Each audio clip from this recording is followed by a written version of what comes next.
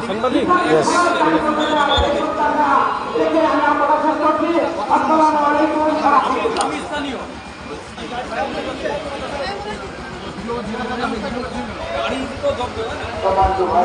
সাংবাদিক সাংবাদিক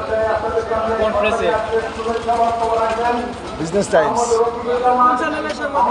business Times আচ্ছা আগে করতে দিন একটু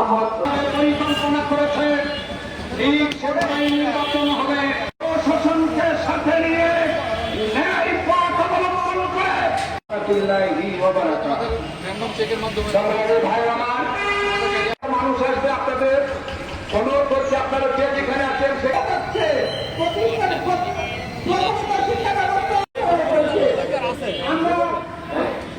পাঠাই দেবেন আব্দুল সালামকে তার